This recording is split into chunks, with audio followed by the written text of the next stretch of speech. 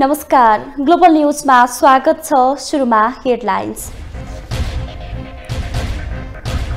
संसद अधिवेशन अन्त्य गर्न राष्ट्रपति समक्ष सरकारको सिफारिस।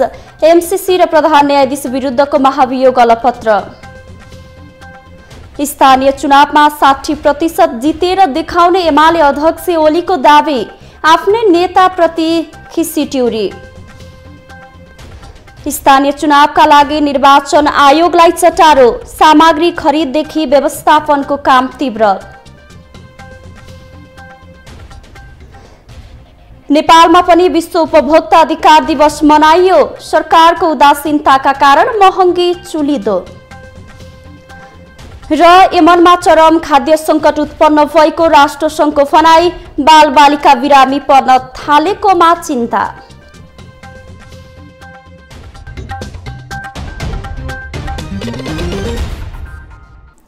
ग्लोबल न्यूज अब विस्तारमा।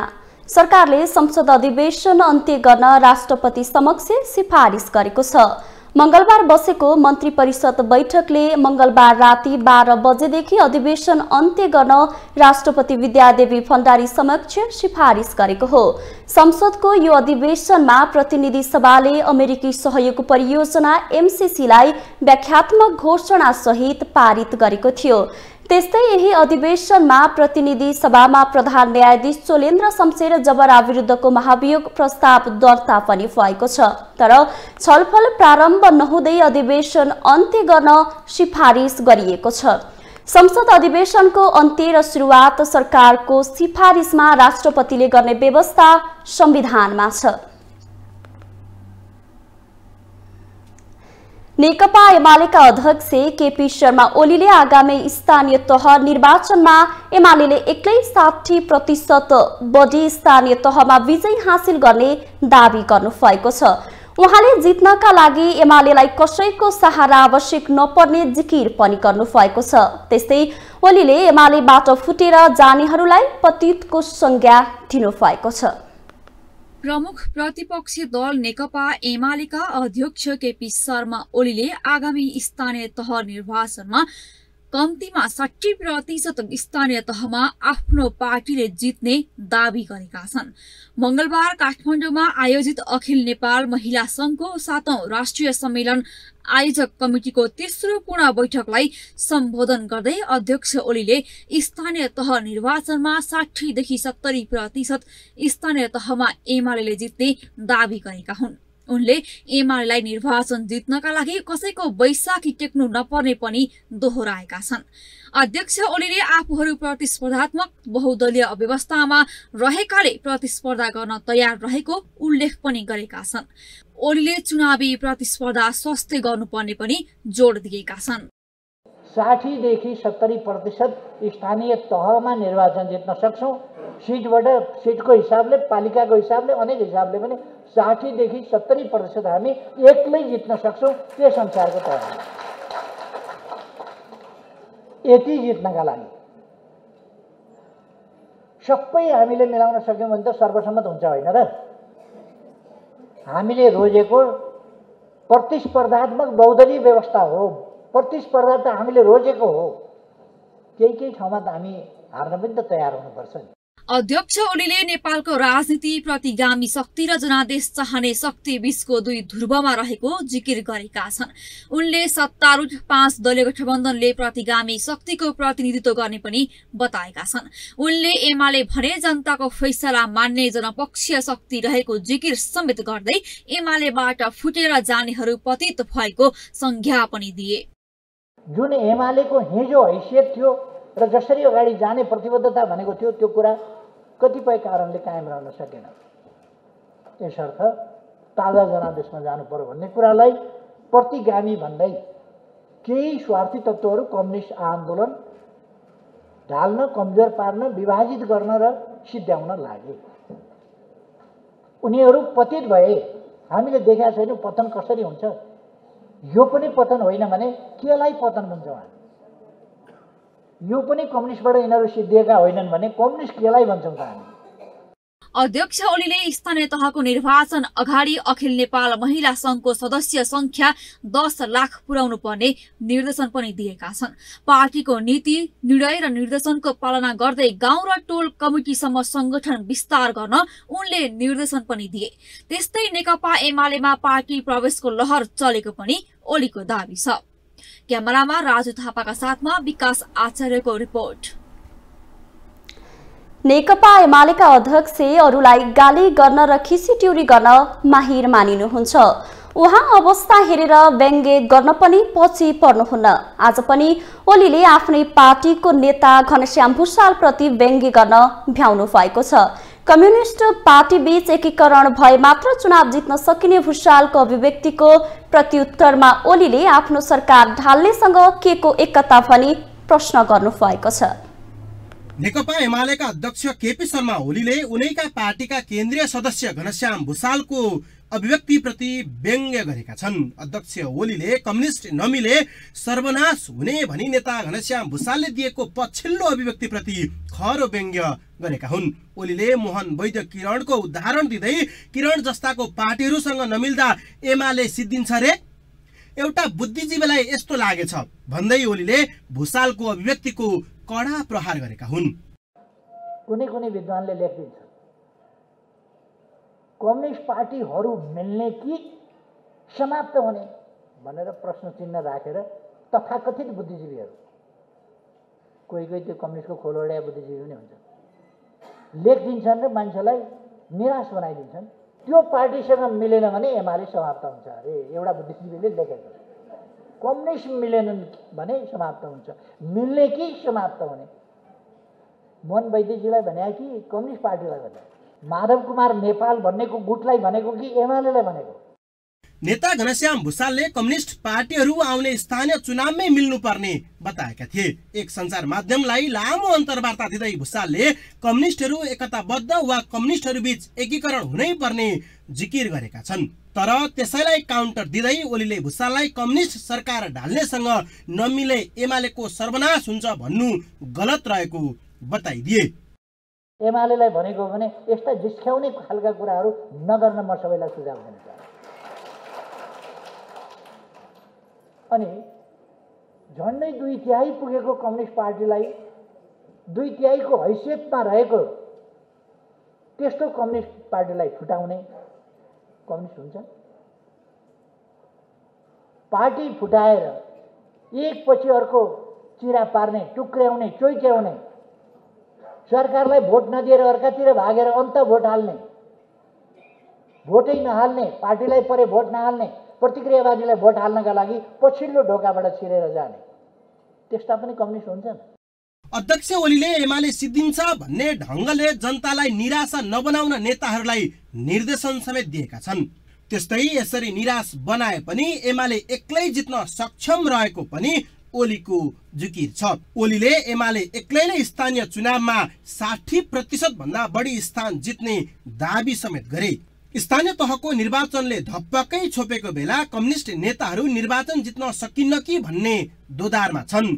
एकातिर फुटको असर, अर्कोतिर 5 वर्ष अघि जनतालाई दिएको बाचा पूरा नभएको पीरले उनीहरूलाई सताएको विश्लेषण गरिएको छ। क्यामेरामा राजेन्द्र काफ्लेका साथमा विकास आचार्य, काठमाडौँ। गृहमन्त्री बालकृष्ण खाँडले बिजुली ट्रान्समिसन लाइन बनाउने परियोजनाबाट अमेरिकी सेना र गोला बारुद नआउने प्रतिक्रिया दिनुभएको छ। काठमाडौँमा आज आयोजित कार्यक्रममा मन्त्री खाँडले एमसीसी बिजुलीको ट्रान्समिसन लाइन बनाउने परियोजना भएको भन्दै यसबाट भयभीत हुन आवश्यक नरहेको बताउनुभयो। प्रेस स्वतन्त्रता, मानवाधिकारको रक्षा र जननिर्वाचित सरकार भएको मुलुकले मात्र एमसीसी परियोजना प्रस्ताव गर्न पाउने भएकाले देश र जनताको हित नहुने भन्ने प्रश्नै नउठ्ने उहाँको तर्क छ। किन पर्यो भन्दाखेरि यो अमेरिकाले नेपाल जस्ता मुलुकहरूको गरिबी निवारण र रोजगारी वृद्धिका लागि, भौतिक पूर्वाधारको विकासका लागि सम्बन्धित मुलुकले प्रस्तावित गरेको परियोजनालाई स्वीकृत गरेरै यो एमसीसी चाहिँ आउने हो। विभिन्न देशहरूमा एमसीसी प्रस्ताव प्रपोज गर्ने मुलुकमा चाहिँ केही शर्तहरू पनि छ। त्यहाँ चाहिँ आवधिक निर्वाचन हुनैपर्छ। हेर्नु जोति। नम्बर 2 मानव अधिकारको प्रत्याभूति हुनैपर्छ। नम्बर 3 पत्रकार साथीहरू हुनुहुन्छ, प्रेस फ्रिडम त्यहाँ हुनैपर्छ। गृहमन्त्री खाँडले उपभोक्ता हितलाई ध्यानमा राखेर सरकारले बिजुलीको खपत बढाउने र पेट्रोलियम पदार्थको आयात प्रतिस्थापन गर्दै लैजाने नीति लिएको स्पष्ट पार्नुभयो। नेपाली कांग्रेसका नेता प्रकाश मानसिंहले पार्टी नेतृत्वले आफ्ना मान्छेलाई छान्दा समग्र पार्टीलाई असर परिरहेको बताउनु भएको छ। काठमाडौँमा आज आयोजित कार्यक्रममा नेता सिंहले आफ्ना मान्छेलाई उम्मेदवार बनाउने परिपाटीका कारण सिंगो पार्टीलाई असर परिरहेको बताउनु भएको हो। उहाँले कांग्रेसले स्थानीय तहको लागि निर्वाचनमा उम्मेदवार छनौट गर्दा पार्टीको विधान र नियमावलीलाई पालना गर्न आवश्यक रहेको बताउनुभयो।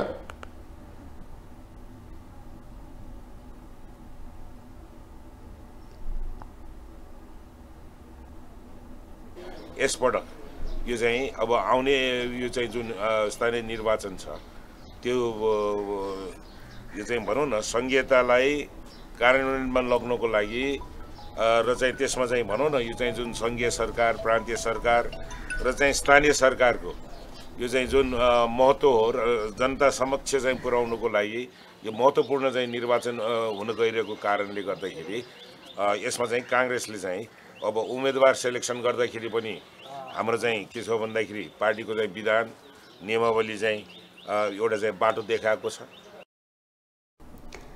कार्यक्रममा नेपाल निर्माण व्यवसायी महासंघका नवनिर्वाचित अध्यक्ष रवि सिंहले नेपाली कांग्रेसको नेतृत्वको सरकार बनेपछि निर्माण व्यवसायीहरूले राहत महसुस गरेको बताउनुभयो।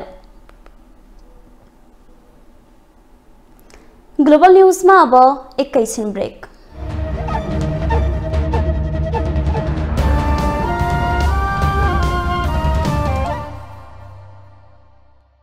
ब्रेकपछि स्वागत छ। अब बाँकी समाचार। नेपाली कांग्रेसका नेता राधेश्याम अधिकारीले शिक्षा मन्त्रालय संविधान विपरीत बाटोमा गएको आरोप लगाउनु भएको छ। सिंहदरबारमा आज बसेको राज्यका निर्देशक सिद्धान्त नीति र दायित्वको कार्यान्वयन अनुगमन तथा मूल्याङ्कन समितिको बैठकमा नेता अधिकारीले मन्त्रालय र शिक्षक प्रतिनिधि बीच भएको 51 बुँदे सहमतिले संविधानलाई चुनौती दिएको बताउनु भएको हो। उहाँले संघीय शिक्षा विधेयक ल्याउन ढिला भइसकेको दावी गर्नुभयो। विधेयक ल्याउँदा पाठ्यक्रमको एकरूपता, शिक्षकको योग्यता प्रमाणित गर्ने निकाय, देशभर एकै किसिमको परीक्षण गर्ने विधि समावेश गर्न उहाँको सुझाव छ। संघीय शिक्षा ऐनले चाहिँ नल्याइकन भएन आधारभूत र माध्यमिक शिक्षाको सम्बन्धमा यो नहुँदाखेरि हामीले जुन मौलिक हकमा दिने भनेर चाहिँ आधारभूत शिक्षा र स्वास्थ्यको कुरा उठाएका छौँ त्यो चाहिँ अल्पत्र पर्ने हो। अस्ति मात्रै 51 बुँदे सहमति भयो शिक्षा मन्त्रालय र शिक्षकको प्रतिनिधिहरूसँग। मलाई शिक्षक प्रतिनिधिहरूले के माग्नुभयो, सरकारले के दिन्छु भने त्यसमा मेरो चासो भएन। तर त्यो 51 बुँदे सहमतिमा हेर्नुभयो भनेदेखि त्यो सिधै तपाईँ के छ भन्दाखेरि हाम्रो अहिले भइरहेको व्यवस्थालाई च्यालेन्ज गर्ने गरेर, संविधानलाई च्यालेन्ज गर्ने गरेर भएको छ। म यति मात्रै टिप्पणी गर्न चाहे। यता शिक्षा विज्ञान तथा प्रविधि मन्त्री देवेन्द्र पौडेलले शिक्षक महासंघसँग गरिएको 55 बुँदे सहमति संघीयता विरोधी नभएको दावी गर्नुभएको छ।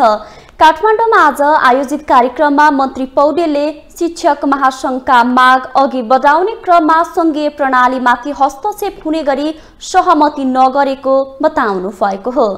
स्थानीय तह र प्रदेशलाई दिने गरी कानुनी प्रावधानको हामीले व्यवस्था गर्दैछौँ।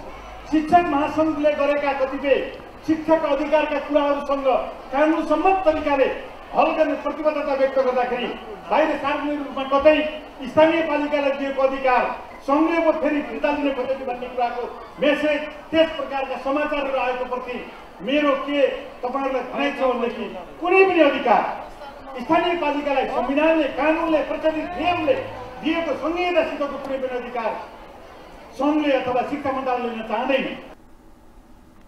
मन्त्री पौडेलले सरकार अब सार्वजनिक विद्यालयलाई गुणस्तरयुक्त बनाउनेतर्फ अग्रसर भएको बताउनुभयो।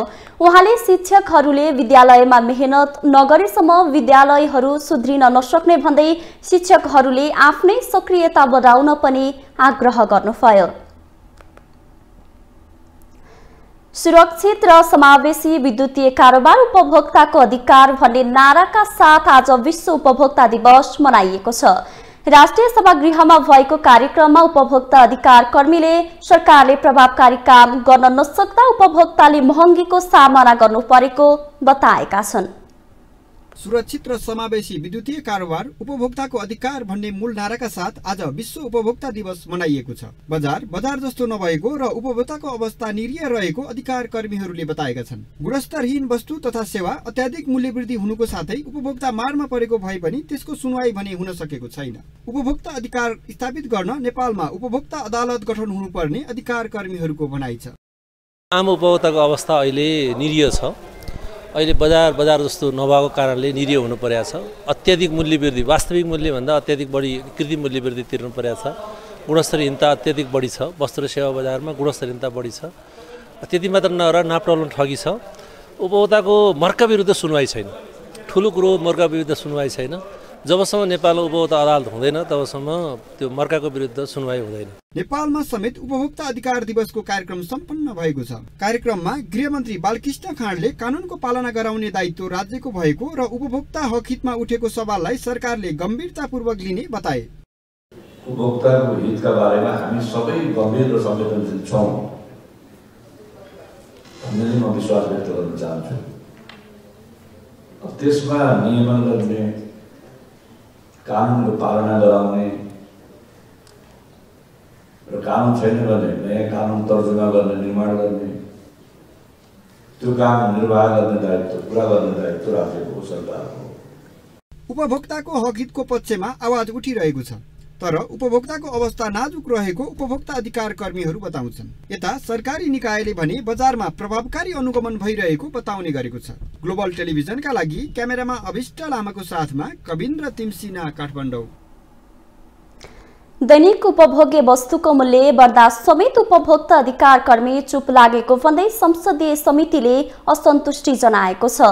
उद्योग तथा वाणिज्य र श्रम तथा उपभोक्ता हित समितिका सभापति विमल प्रसाद श्रीवास्तवले खाने तेल, चिनी लगायत वस्तुको भाव आकाशिँदा पनि उपभोक्ता अधिकार कर्मी चुप लागेको बताउनु भएको हो। व्यापारीले तेस्रो मुलुकबाट आयात गरेर ल्याएको खाने तेल पुनः प्याकिङ गरेर त्यतै पठाउँदा नेपालमा खाने तेल अभाव भएको उहाँको भनाइ छ। आवाज मात्र नआएको सबै तपाईँ हामी गाउँघरमा जहाँ पनि अहिले अगल बगल किन्दाखेरि चिनी किन्छौँ, कहीँ 90, कहीँ 95, कहीँ 100, कहीँ 110 छ। खोइ त त्यसमा हाम्रा उपभोक्ता समितिका साथीहरूबाट त्यसमा पनि गुनासो आउनु पर्ने थियो। आएको पनि हुन सक्ला, अझ नआए पनि आउनेवाला पनि हुन सक्ला। त्यसै गरी खाने तेल भयो, चिनी भयो, अहिले त तत्काल हामी गाउँघरमा अहिले पनि हेर्छौँ। म आफै भुक्तभोगी। सभापति श्रीवास्तवले बजार अनुगमनलाई तीव्र पारी कालोबजारी नियन्त्रण गर्न सरकारलाई सुझाव दिनुभयो। अब पालो ग्लोबल भोइसको।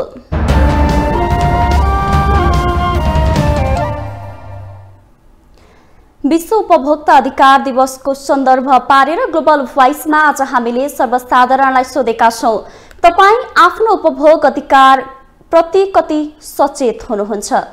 खासै त्यो प्याकेजिङ डेटहरू पनि भइरहेकै अवस्था हो। त्यस्तो चाहिँ स्थिति चाहिँ नराम्रो चाहिँ मलाई छ जस्तो लाग्दैन। उपभोक्ताको संरक्षणको हितमा चाहिँ कुन निकायले काम गरेको ठिकै जस्तो लाग्छ मलाई।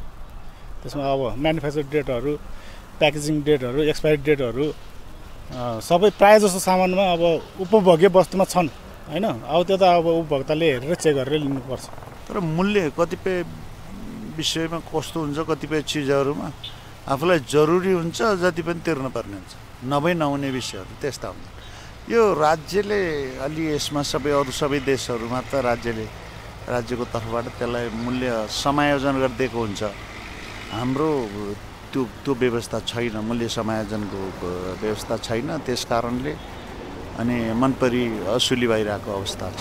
ठगिएको छ, हामी नै ठगिएको छ। अब कसरी भन्ने, सानोको मुख बोलेर यहाँ बोली हुँदैन। ठुल्ठुलोलाई हुनेहरूलाई हुने नै छ, नहुनेलाई नहुने नै छ। अब हाम्रो अरू प्रडक्टहरू डेली चाहिने दाल चामल किन्दा एक्सपायरी डेटहरू भयो, प्रडक्ट भयो, नेपाली इम्पोर्टेड हुन्छ नि, सबैहरू यही हेरिरहेको हुन्छ। हामी सचेत नै छौँ। एक्सपायरी डेट कति छ र कहिले बनेको हो र कतिपय मेटेरियलमा चाहिँ नेपाली मेटेरियलहरू चाहिँ डेट भन्ने नै तोकेको हुँदैन क्या कतिपय ब्रान्डहरूमा। जस्तै कि अब हो धेरै कुराहरूमा त्यो चाहिँ सुधार ल्याउनु पर्ने जस्तो देखिन्छ बहिनी। म त एकदमै सचेत छु आफ्नो स्वास्थ्यप्रति र आफूले उपभोग गर्नेप्रति र सबैजनालाई म त्यो चाहिँ भन्छु।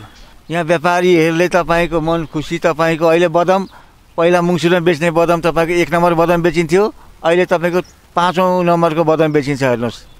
किनभने जुन बदाम तपाईँको पहिला 100 रुपियाँ हालेर 1 रुवा किन्थे, अहिले पनि त्यो 100 मा हाल्दाखेरि तपाईँको दानै हुँदैन।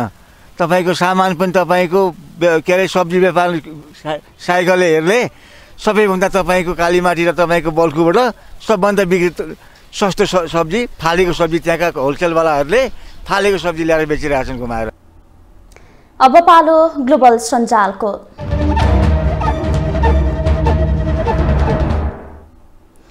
ग्लोबल सञ्जालमा हामी हरेक दिन सार्वजनिक महत्त्वको विषयमा सामाजिक सञ्जालकर्ताले अभिव्यक्त गरेका विचार समेट्ने गर्दछौँ। आज हामीले समसामयिक विषयमा गरिएका टिप्पणीलाई प्राथमिकता दिएका छौँ। नेताहरूप्रति लक्षित गर्दै केशव दाहाल ट्विट गर्छन्, प्रत्येक दिन षड्यन्त्र सोचेर, षड्यन्त्र रोपेर, षड्यन्त्र फलाएर, षड्यन्त्र पकाएर, षड्यन्त्र खाएर, षड्यन्त्रकै ओछ्यानमा षड्यन्त्रकै सपना देखेर ऊ बिहान उठ्छ र बाँकी समय देश जोगाउने कुरा गर्छ। दुर्भाग्य ऊ आफूलाई नेता भन्छ। एमसीसी अनुमोदन भएको प्रति लक्षित गर्दै निर्मल परसाई ट्विट गर्छन्, एमसीसी को बारेमा अझै भ्रम र आशंका छरिरहेका छन्। समृद्धिको बाधकलाई जनताले माफ गर्ने छैनन्। विकासको मार्ग अवरुद्ध गर्नेहरू राष्ट्रघाती हुन्। मोहन वैद्यको स्थानीय तह निर्वाचनमा भाग नलिने निर्णयप्रति व्यङ्ग्य गर्दै रञ्जित तामाङ आफ्नो धारणा राख्छन्। यसपालि पनि मोहन वैद्यको माओवादीले स्थानीय चुनावमा भाग नलिने बहिष्कार अभियान चलाउने, मार्क्सवाद, माओवाद र लेनिनवादको कुन चाहिँ पाना घोकेपछि वन पनि नपस्ने, घर पनि नफर्किने यस्तै दोबाटे बुद्धि आउँछ होला कुन्नी। नेताहरूले काम कम र कुरा बढी गर्छन् भन्दै गोविन्द कुमार थापा आफ्नो धारणा राख्छन्। नितान्त भिजनदार, सदाचार, देशभक्त नेता भएकै कारण दोहोराई तेहराई प्रधानमन्त्री, मन्त्री, सांसद बनिएका छन् र देश समृद्ध र विकासशील छ, जहाँ 20% पुँजीगत खर्च हुन्छ र त्यसको 60% भ्रष्टाचार हुन्छ।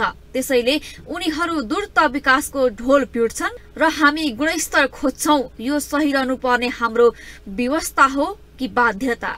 स्थानीय तहको आगामी निर्वाचनमा सक्षम नेतृत्व चयन गर्नुपर्छ भन्दै रमेश ट्विट गर्छन्, स्थानीय तहलाई दिएको अधिकारको प्रत्याभूति भयो भएन भनेर तिनलाई जवाफदेही बनाउँदै आगामी चुनावमा तिनको हिसाब किताब गर्न पनि नेपालमा चाहिँ स्थानीय चुनाव दलीय नै हुनुपर्छ। फगत जनताले खानेपानी, उपभोक्ता समितिको चुनाव र भ्यू टावर, शिक्षा, स्वास्थ्य सेवा र विकासका काम गरे नगरेकोमा चासो राख्नुपर्छ। सरकारले भूमिहीन नागरिकलाई लालपूर्जा वितरण सुरु गरेको छ। पहिलो चरणमा काठमाडौँको कीर्तिपुरमा रहेका जग्गा विहीनहरूलाई आज लालपूर्जा वितरण गरेको हो। कुनै पनि नागरिक भूमिहीन नराख्ने सरकारको दाबी छ। लालपूर्जा पाएपछि भूमिहीन समेत खुसी देखिएका छन्। अब बिजनेस न्यूज।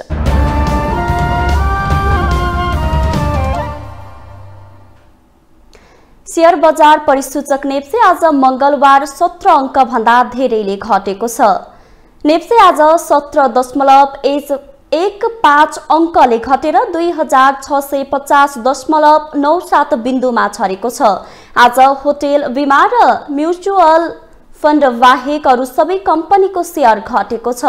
यस्तै 229 वटा कम्पनीका 65,29,000 किता शेयर 3,36,42,00,000 रुपैयाँमा कारोबार भएको छ। सबैभन्दा धेरै नेपाल दूरसञ्चार कम्पनीको 34,23,00,000 रुपैयाँको शेयर किनबेच भयो। आज सबैभन्दा धेरै नेपाल दूरसञ्चार कम्पनीको शेयर 5% भन्दा धेरैले घटेको छ। समग्र बजार घट्दा पनि इमर्जिङ नेपाल कम्पनीको शेयर 10%ले तथा सगरमाथा इन्स्योरेन्स र सोल्टी होटलको शेयर 6.5%ले बढेको छ। अब इन्टरनेशनल न्यूज।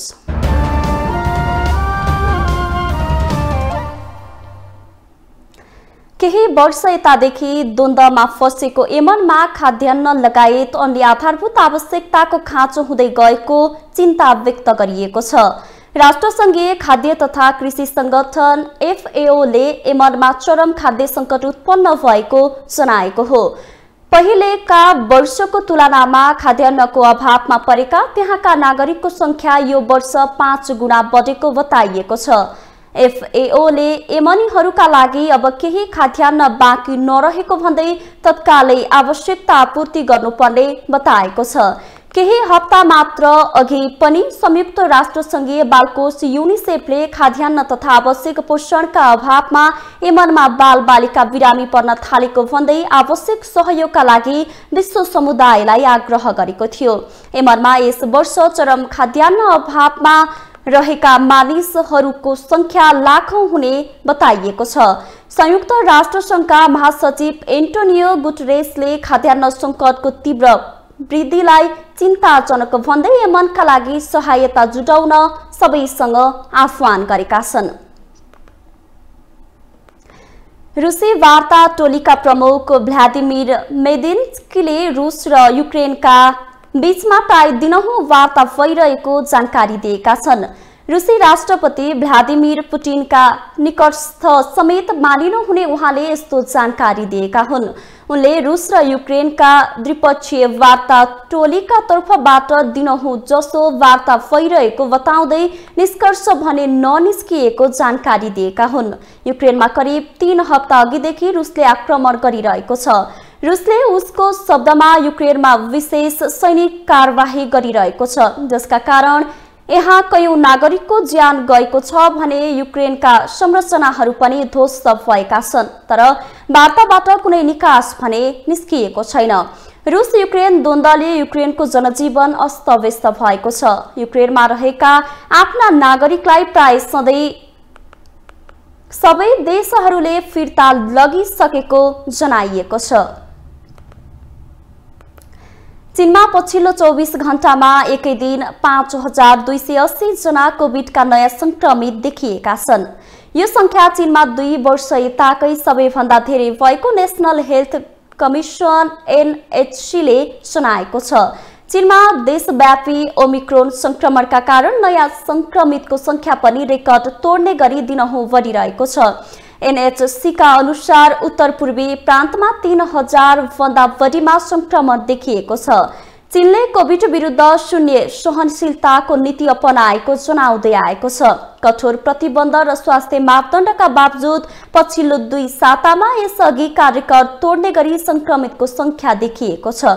यसअघि कोभिड संक्रमण बढेपछि उत्तर पूर्वी शहर चाङचुन र 1,70,00,000 जनसङ्ख्या भएको सेन्झेन शहरमा यसै साता लकडाउन घोषणा गरिएको थियो। अब स्पोर्ट्स न्यूज।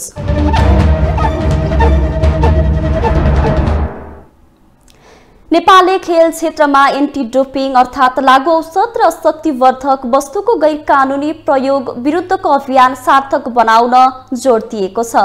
संयुक्त अरब इमिरेट्स UAE को दुबईमा भइरहेको खेलकुदमा एन्टी डोपिङ सम्बन्धी 17औं भइरहेको खेलमा एन्टी डोपिङ सम्बन्धी 17औं एसिया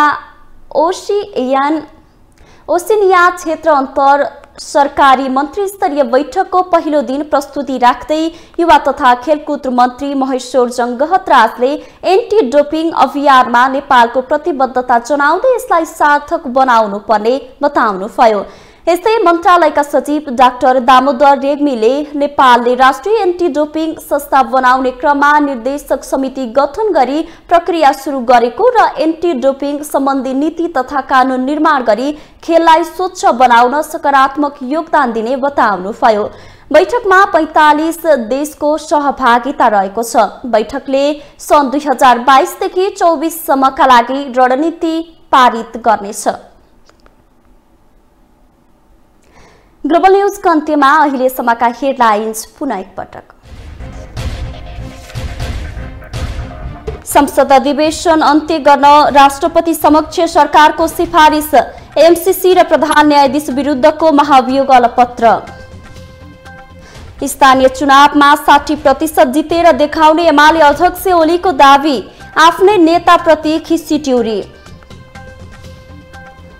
स्थानीय चुनावका लागि निर्वाचन आयोगलाई चटारो, सामग्री खरिददेखि व्यवस्थापनको काम तीव्र। नेपालमा पनि विश्व उपभोक्ता अधिकार दिवस मनाइयो, सरकारको उदासीनताका कारण महँगी चुलिँदो। र यमनमा चरम खाद्य संकट उत्पन्न भएको राष्ट्रसङ्घको भनाई, बालबालिका बिरामी पर्न थालेकोमा चिन्ता।